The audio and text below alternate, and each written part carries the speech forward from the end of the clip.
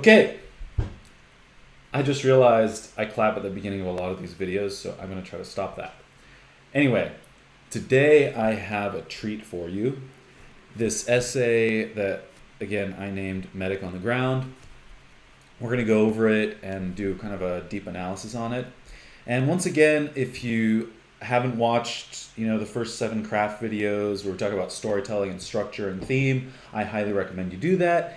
And definitely read the essays that we go over before I tell you my notes on them. Okay, this essay I want to first go over structurally because I think it's kind of just a really good example of the what, so what, now what model. And full disclosure, I helped this veteran with this essay. So if I don't have a lot of suggestions on it, it's because I already gave a lot of them and they were used. So maybe I'm just kind of, admiring my own work or work that I helped make. But I think there's a lot to learn from this essay. And again, like when I did this, we didn't have that model. So I'm kind of just reverse engineering and looking at it, reapplying that. With all that said, what I think jumps out to me is there's a lot of storytelling, and if you read this, you know that this person wants to be an English major, so that's not surprising. And it's focused around this this idea of reading and writing being this place of refuge. But what's interesting is that it goes storytelling, what so what, more storytelling, what so what, and then brings itself into the now what, and then kind of goes through that algorithm just to make sure you get it at the end, right? And we'll kind of like look at how he does that. But the kind of really powerful thing here I want to point out is, at least for this part, is that if you look at he could have started the essay here. He could have said, look, while I was in the army, we'd go on these hikes, and I would bring a book, and whenever we had a break, I would sit down. And that's essentially what he's doing here. And he could get away with that. But by starting with a specific event, that's probably an arbitrary choice, to be honest. He allows us to experience the jump, the mucking through the marshland, and then the relief in this one time of sitting down and pulling out this one specific book, Jack Kerouac's On the Road, and we kind of get to carry that sensation throughout the more descriptive parts. And again, that's a writerly thing to do. And he does it again here, right? My discharge. The detail here is the Facebook post that bid Lee farewell, saying it was good. This is pretty much a reference of the post, right? He's not saying, I heard it and it made me sad.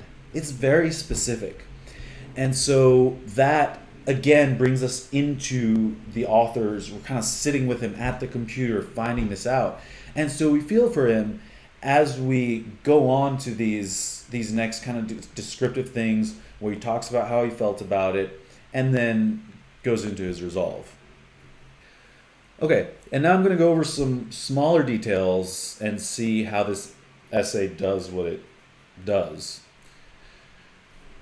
So first of all, we start and we're immersed in scene. And if we haven't talked about that, I'll go over the difference between scene versus summary. But basically, we're immersed, again, in this event where we have the light green, the plane doors opening in this field of clouds. So it's very visual, very sensorily rich. And then we hear right away, this is not some fantasy world. There's a parachute deploying, really strong use of verbs with the wrenching and the flailing, and then the visual of the ink black night on the horizon. This right here, I hit dirt, feet, buttocks, head. That is an example of language being kind of going along with the action. So because that's how they happen. If you ever drop in parachutes, right? You just hit the ground. So if he had said, I hit dirt, first it's my feet, then my buttocks hit, and then my head lands. You don't get the same. It takes longer to read that sentence than it would take for the actual sequence of events. So language can go along with action, and that's an example of that.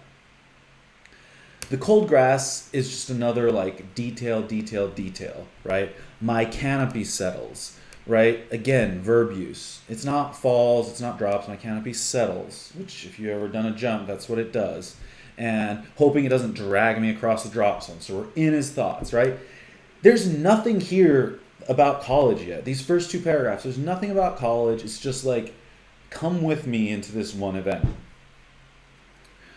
I've had rough starts to Army training. He never says, I was in the Army at the time, right? You, as a reader, kind of get this extra sense of like, this cleverness for like, I got you, bro, right?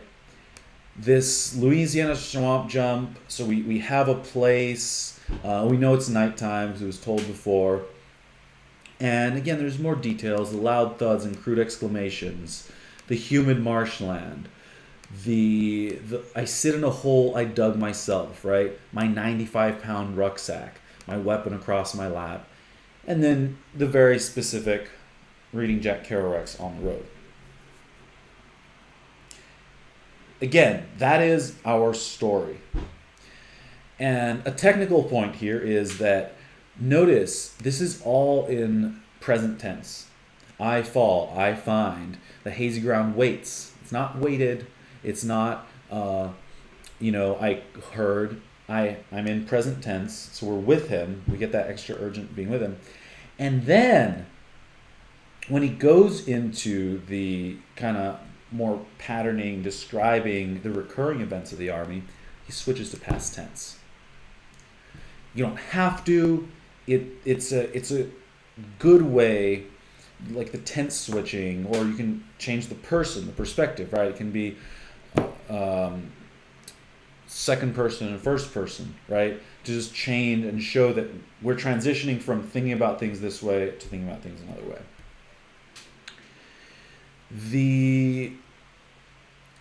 Again, in this paragraph, we have this nice introspection that we like seeing in essays, where it's like my older self is kind of reflecting on my younger self.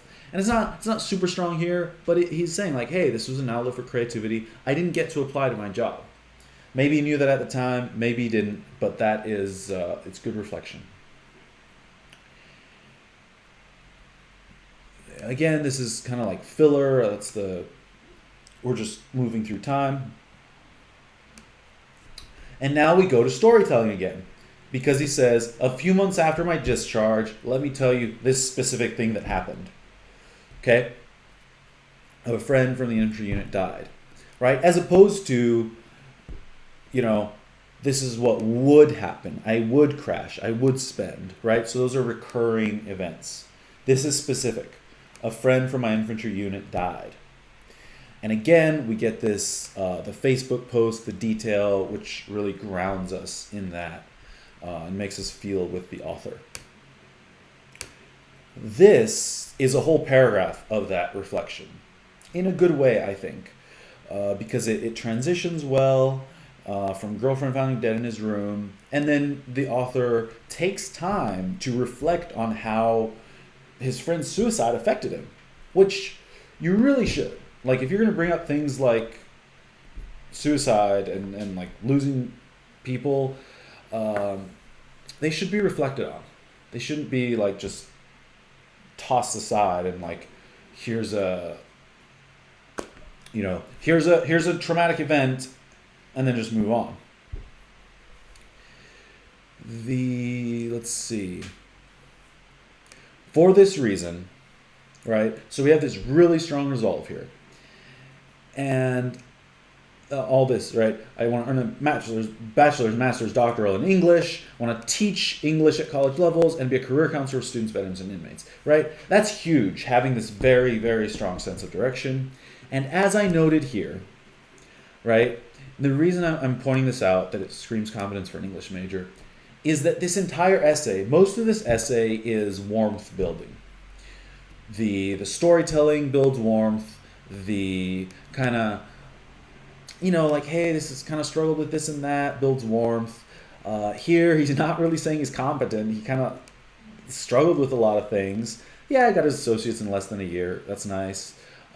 This too, I noted little things where like these do show competence, but the whole essay, since he is applying to be an English major, just screams competence because it is written the way that an English major, an aspiring English major, would write this essay, would write an essay. And I'm bringing that up because I don't think that all essays need to be written like this, and nor do I think that this is a good example for a lot of other essays. A couple of the other ones that we already read, the diversity and service one and the activism over intimacy one, I'm not sure would work as well in a model like this. But this should exist in your realm of possibilities, and you should know that if you just want to tell a story, focus on that story, and then talk about how that affected you and how that strengthens your resolve, that's totally a great way too.